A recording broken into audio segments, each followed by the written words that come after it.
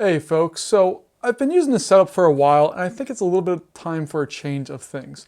I love the lighting, I love the background, but I think there could be just a little bit more to make it a little better. I've tried putting a couple lights back there before and they haven't been powerful enough and I really haven't been happy with them. I love that light over there. That light is killer. It's a different color than the rest of everything. How it's set, it just kind of pops everything off. And I'd like to either add a similar color or have something that has options. That light there is on a remote, so I can change the color of it to whatever I want. I think that one looks the best. But I want to go through and add some more stuff on here. Luckily, I recently had a birthday and I got this, which I'm going to stick on the back of my computer here. And the goal here is to light this area here a little bit more differently than what it is now. I can always go back to what it is just by turning them off, or I can turn them on and change whatever colors I want. Depending on how much light this actually puts off, I might actually take that lamp and move it over to this side to just add a little bit more visual intrigue to go through everything.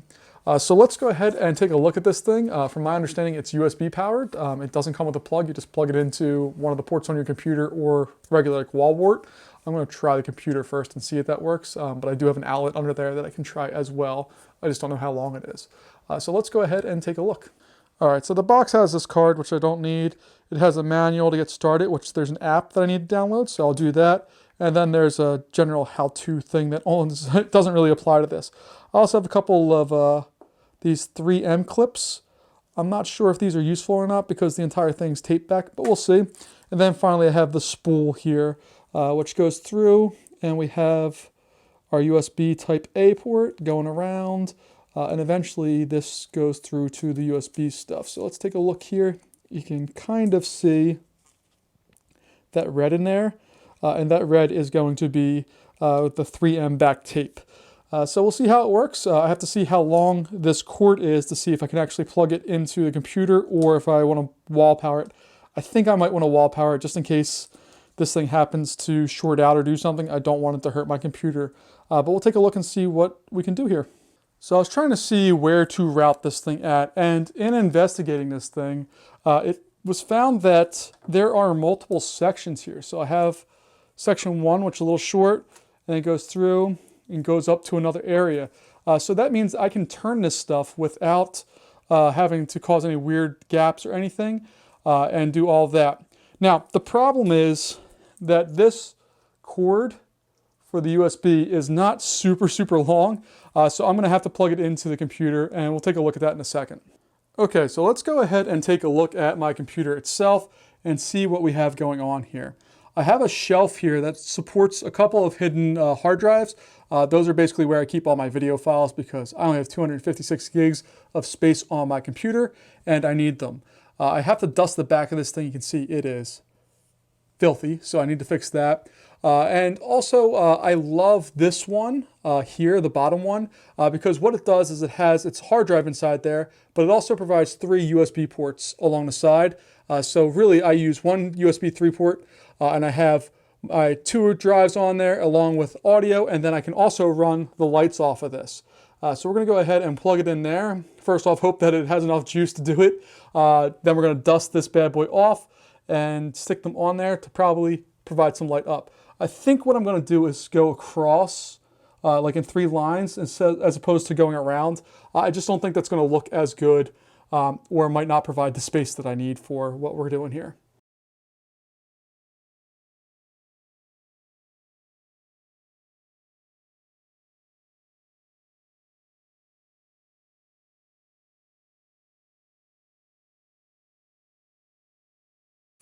Now, could every company that uses these little things to cover up sticky stuff just put a little extra tab on there? It drives me crazy.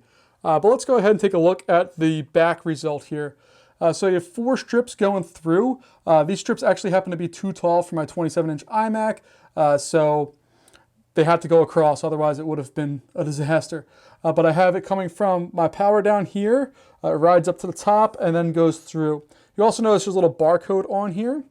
Sorry for the autofocus, but there's a little barcode that you can use to scan in the app so that you can use it to detect, which we're going to try now.